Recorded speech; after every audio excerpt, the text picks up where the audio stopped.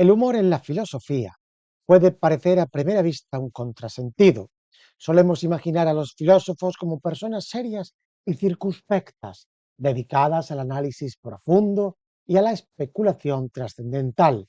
Sin embargo, al sumergirnos en sus diálogos, ensayos y aforismos, descubrimos que en muchos de ellos late un ingenio juguetón, una ironía punzante o una comicidad irreverente que se desliza entre las líneas. En este vídeo vamos a analizar a los filósofos que más nos hacen reír. En primer lugar tenemos a Sócrates. Si hablamos de humor en la filosofía griega, es el primer nombre que se nos viene a la mente, aunque el término ironía socrática a menudo se asocia más con su método de preguntar que con el sentido de un humor explícito. Pero en sus diálogos, sobre todo en los platónicos, el retrato que se hace de Sócrates no solo muestra a un sabio que finge ignorancia para demostrar la ignorancia de otros, sino que también es un experto en comentarios picantes y burlones.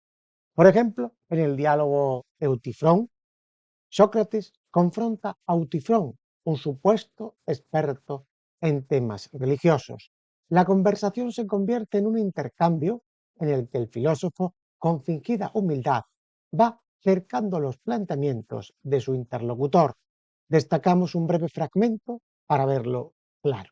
Dice Sócrates, así que, mi buen Eutifrón, dice saber exactamente lo que agrada a los dioses y lo que no les agrada, o dichoso tú, deberías colgar un anuncio en la plaza que rece: Eutifrón, maestro de piedad divina, ofrece sus servicios a quien los requiera.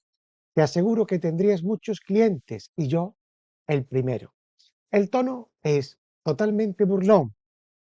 La falsa alabanza, oh dichoso tú, y la sugerencia de colgar un anuncio en la plaza parodian la costumbre de los maestros sofistas de la época que ofrecían sus servicios a los ciudadanos atenienses. Sócrates, con su humor, rebaja la grandilocuencia de Eutifrón a un plano más mundano y comercial.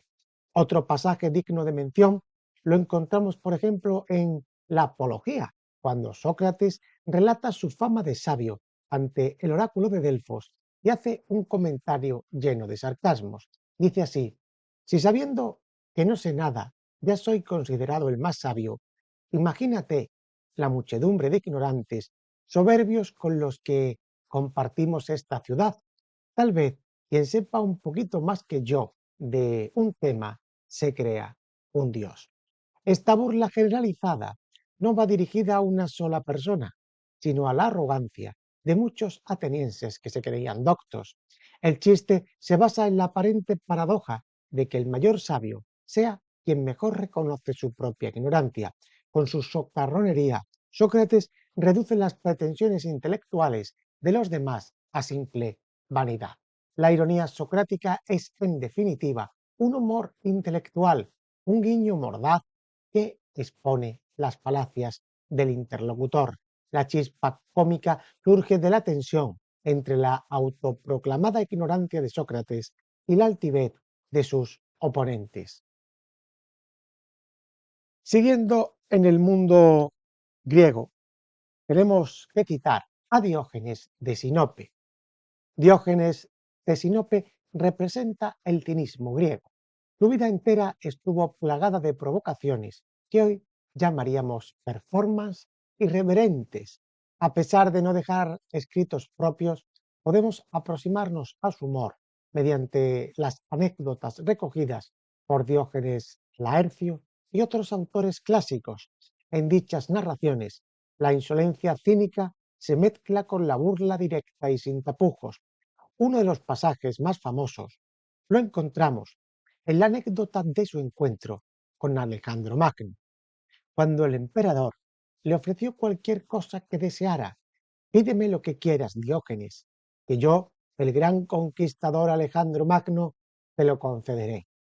Lo que quiero es que te apartes, respondió Diógenes, pues me estás tapando el sol. Aquí la comedia surge del contraste monumental.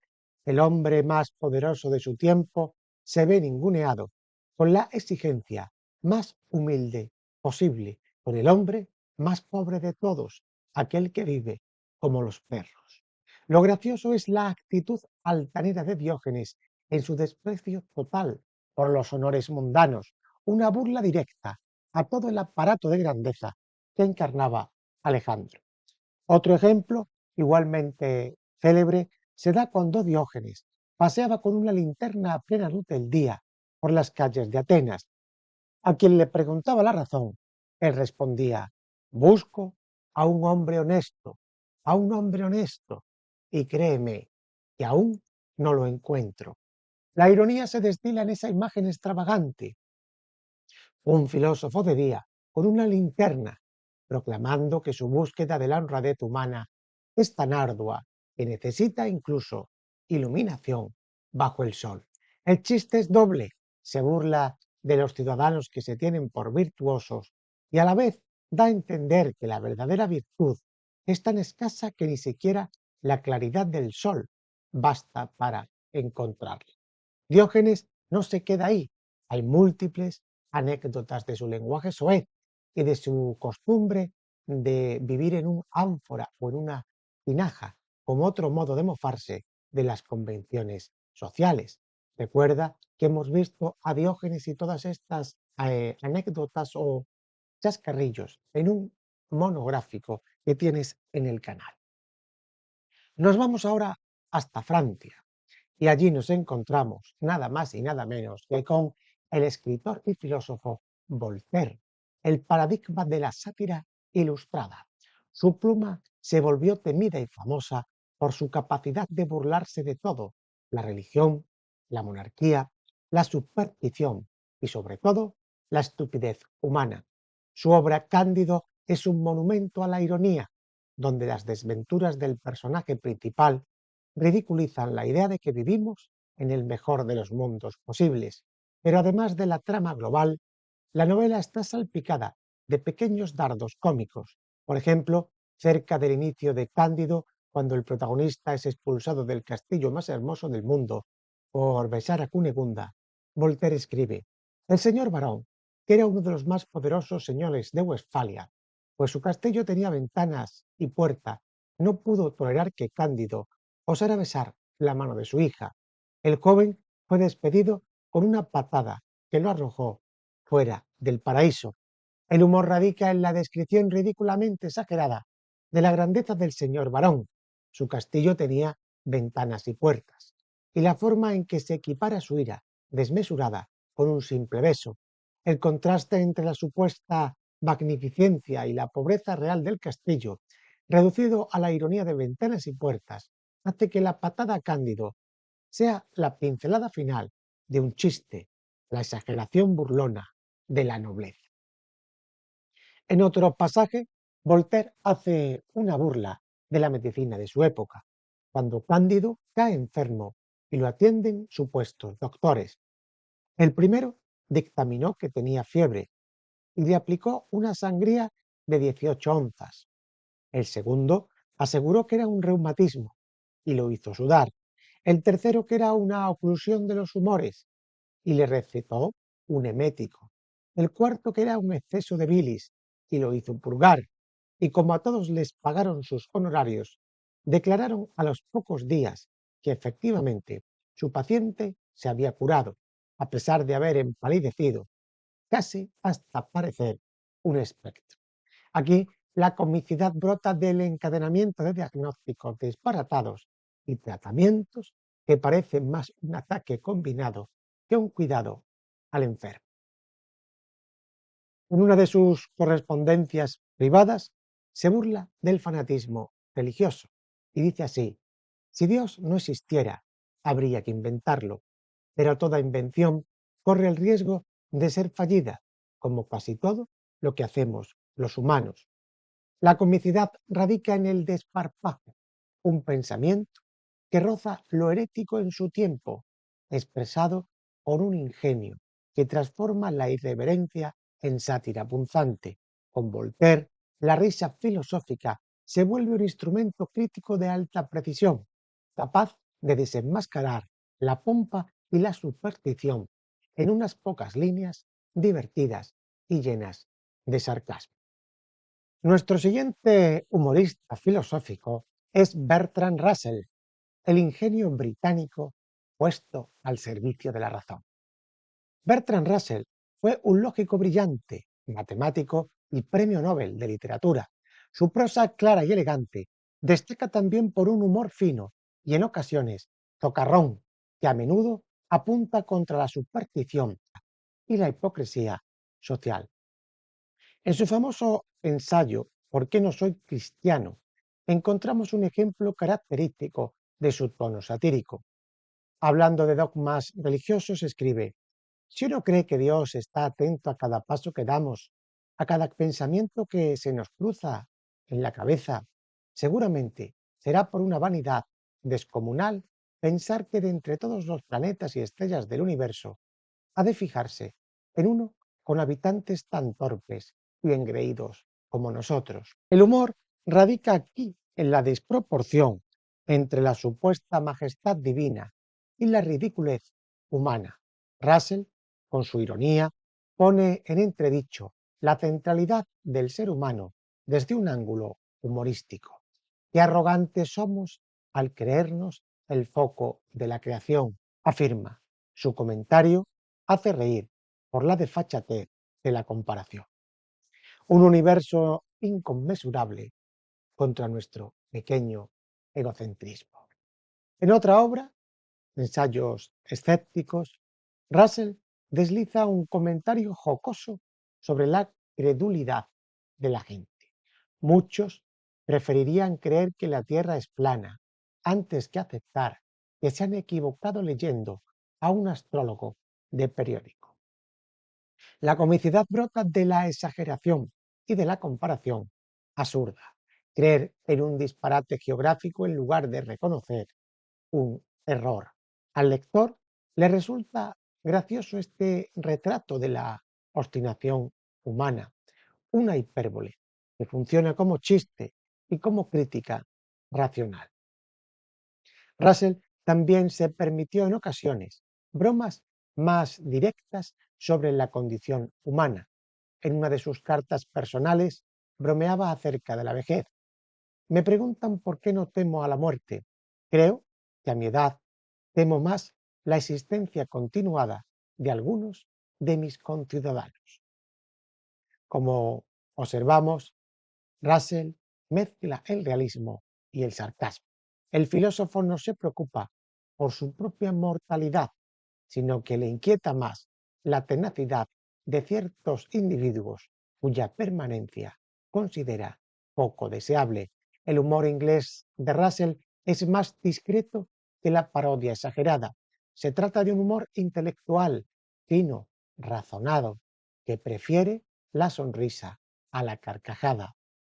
Aún así, nos logra arrancar sonrisas cómplices de quien comparte una perspectiva crítica sobre el mundo. Otro de los grandes filósofos del humor es Michel de Montaigne, el padre del ensayo, que lo utilizó como autorretrato cómico.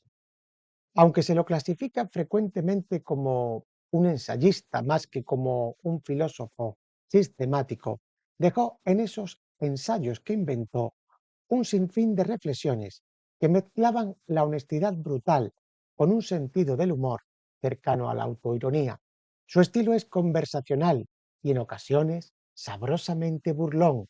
No es raro encontrar pasajes donde se ríe de sí mismo o de las costumbres de su época. En uno de estos ensayos sobre la ociosidad escribe: me parece que la mente, cuando se queda sin ocupación, se mueve de aquí para allá, cual ave que picotea granos inexistentes, alimentándose del aire y acaba por inventar sus propias preocupaciones imaginables.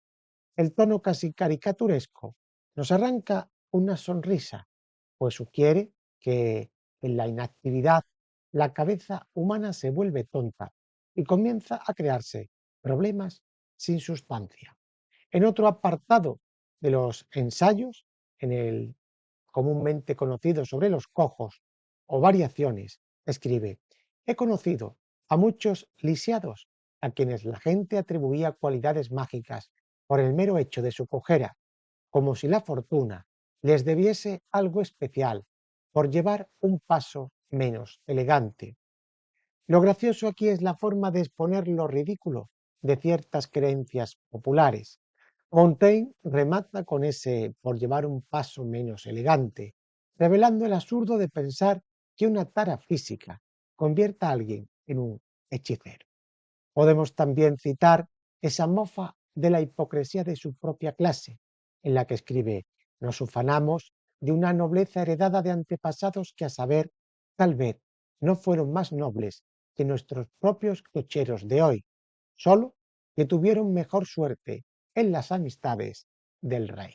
Aquí se burla de la nobleza, ridiculiza el orgullo de cuna, alegando que el azar de la historia y la cercanía a la realeza pueden encumbrar a la gente de origen nada ilustre.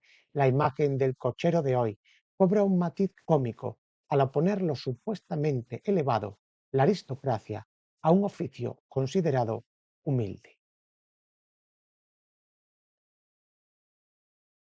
Aunque muchos podrían objetar que Gilbert Keith Chesterton fue más bien un novelista, nosotros siempre lo hemos catalogado como un filósofo, aunque no en el sentido académico.